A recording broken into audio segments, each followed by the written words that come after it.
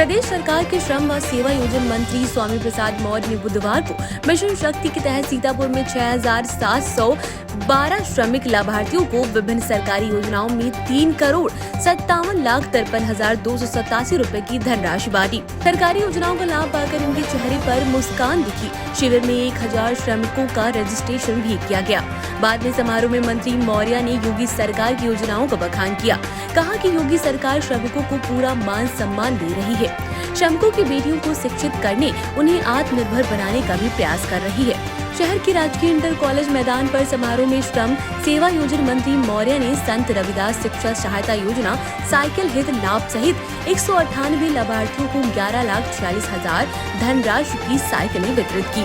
इसी प्रकार निर्माण कामगार मृत्यु, दिव्यांगता सहायता एवं अक्षमता पेंशन योजना तथा निर्माण कामगार अन्येष्टि सहायता योजना में 29,20,000, कन्या विवाह सहायता योजना में 217 लाभार्थियों को 1,10,39,000 की धनराशि, मातृत्व शिशु एवं बालिका मदद योजना में 143 लाभार्थियों को 64,85,287 की धनराशि, चिकित्सा सुविधा योजना में 4,811 लाभार्थियों को 1,42,82,000 की धनराशि प्रदान की गयी। समारोह के बाद में श्रम मंत्री स्वामी प्रसाद मौर्य ने जानकारी देते हुए पूर्ववर्ती सरकारों पर निशाना साधा। कार्यक्रम में मिश्रित विधायक रामकृष्ण भार्गव, मोहाली विधायक शशांक त्रिवेदी, पूर्व मंत्री रामहेत भारती, भाजपा जिला अध्यक्ष अचिन मेहरोत्रा, भाजपा नेत्री आशा मौर्य, ASP उत्तरी doctor Rajeev Dixit, CDO Sandeep Kumar, SDM सदर अमित भट्ट, DDO राकेश कुमार पांडे, श्रम प्रवर्तन अधिकारी इंदु भूषण आदि विभागीय अधिकारी एवं कर्मचारी उपस्थित थे। जरूरी है कि ज्यादा से ज्यादा श्रमिक भाई अपना पंजीयन कराएं। आप निर्माण मजदूर हैं, लेकिन अगर आपका पंजीयन नहीं है तो सारी योजनाएं आपके लिए बेकार हैं। इसलिए आप अपना पंजीयन कराएं। जो करा चुके हैं उनको योजनाओं का लाभ मिल रहा है, जो नहीं कराए हैं वो भी अपना पंजीयन करा लें, जिससे कि आगे उनको भी योजनाओं का लाभ मिले। आपका पंजीयन ज्यादा हो, इसलिए श्रम विभाग की जिम्मेदारी मिलते ही हमने श्रमिकों के पंजीयन की फीस 50 रुपए से घटा के 20 रुपए किया था। नवीनीकरण की फीस भी 50 रुपए से घटा के 20 रुपया किया था। हर साल नवीनीकरण होता था। इस व्यवस्था को खत्म करके हर तीसरे साल नवीनीकरण की व्यवस्था किया था। यही नहीं, पंजीयन फीस, नवीनीकरण फीस कम करने के बावजूद भी जब श्रमिकों के पंजीयन में अपेक्षित वृद्धि नहीं हुई तो पूरे देश में मैं उत्तर प्रदेश का पहला श्रम मंत्री हूं जो लेबर अड्डों पर भी जाना शुरू किया। 65 जिलों के एक लेबर अड्डे पर मैं अब तक पहुंच चुका हूं और लेबर अड्डों पर जाकर के वहां सीधे मजदूरों से मुखातिब हुआ है।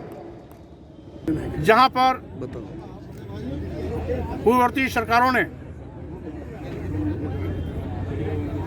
श्रमिक हित लाभ योजनाओं के साथ खिलवाड़ किया था। श्रमिकों के खून पसीने गाड़े कमाई के पैसे को अपने चहेतों में रेवड़ी की तरह साइकिल बांटी थी। आज उसके एवज में 16-16, 17-17 योजनाएं श्रमिकों के लिए कल्याणकारी योजनाओं के रूप में चलाया जा रहा है। आज यहाँ लगभग 3,19,00,000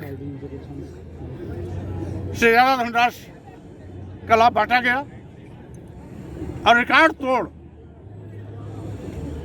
5 गुना से लेकर 10 गुना तक ज्यादा रफ्तार में पूर्ववर्ती सरकारों की तुलना में श्रम विभाग तेजी के साथ आगे काम कर रहा है, बढ़ रहा है। श्रमिक विकास की मुख्य धारा में खड़ा हो, श्रमिक को सम्मान स्वाभिमान के साथ जीने का अवसर मिले, श्रमिक की बेटियां और बेटे पढ़ लिख करके अच्छे ओहदों पर जाएं, इस चाहत के साथ श्रम विभाग पूरी निष्ठा के साथ इन योजनाओं को अमली जामा देने में लगा हुआ है। अधिकारी भी हमारे निर्देश पर रात दिन एक कर इन योजनाओं को कारगर तरीके से पारदर्शिता के साथ लाभार्थियों तक पहुंचाने का काम कर रहे हैं। आपकी चिंता के पहले मैंने इस पर चिंता कर ली है, पारदर्शी व्यवस्था भी ला दिया है। अब मनमाने तरीके से आउटसोर्सिंग की भर्तियां नहीं होंगी। अब आउटसोर्सिंग कंपनियां जो जैम पोर्टल से एफिलिएटेड होंगी उनके द्वारा ही संपादित किया जाएगा। तीसरी चीज, मनचाहे तरीके से स्वेच्छाचारिता के आधार पर अब भर्तियां पूर्ण रूप से रोक दी गई हैं। अब जो भी भर्तियां किसी विभाग में होगी उस भर्ती के सापेक्ष नामों के पैनल की सूची सेवा आयोजन से मांगा जाएगा। जो बेरोजगार नौजवान सेवा आयोजन में पंजीकृत होंगे उसी नामों में से पैनल की सूची जाएगी। अगर कहीं पर 10 पद हैं तो 10 के अगेंस्ट 30 नाम जाएंगे। उसी 30 नाम से उनको 10 रखने होंगे। जिसको भी रखेंगे सेवाजन वेब पोर्टल पर उसकी सूचना देनी होगी। टाइम टू टाइम उनका वेतन जा रहा है कि नहीं, पीएफ कट रहा है कि नहीं, सारी जानकारी उनको शेयर करना होगा। खबर आपकी, नजर हमारी। देखते रहिए आई इंडिया।